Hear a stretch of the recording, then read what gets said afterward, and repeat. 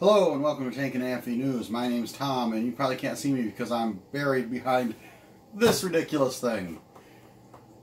This is a warning as to what happens when your family knows that you really are into tanks. And my brother-in-law picked this up at a flea market. It's a big plastic, huge M5 Stuart. Here. Oh look, it's a kangaroo now. So you can see my face. So anyway, I don't know what I'm going to do with this thing. It's humongous, and I don't have much space. But I guess I'll add it to my collection of tank-related stuff.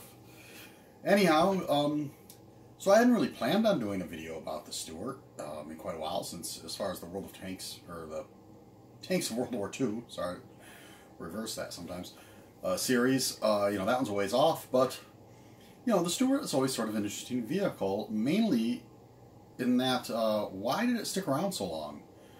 Particularly when you're looking at the European campaign after Normandy, and the fact that U.S. tank battalions still have, like, I think at least one company of these per battalion. And you have to ask, what do these have to offer at that point? They're big, at least tall.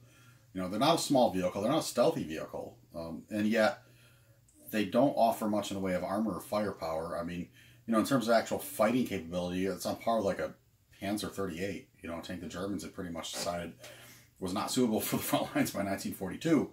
And of course, the U.S. Army realized that very quickly and assigned them to sort of, security and scouting missions. But, still,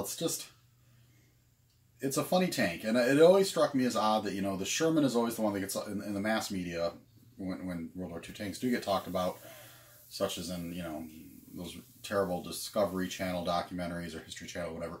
They always focus on the Sherman as the death trap and whatnot. And it's like,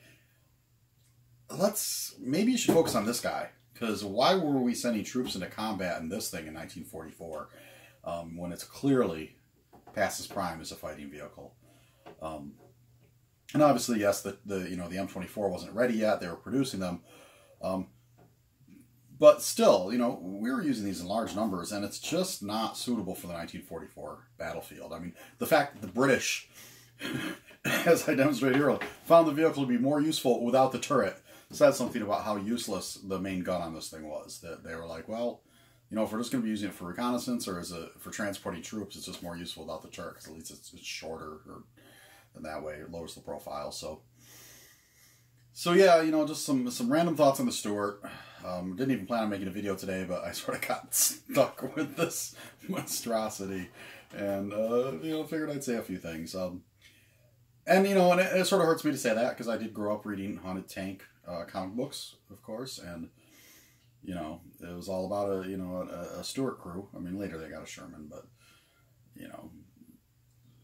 the old classic issues were Stuart.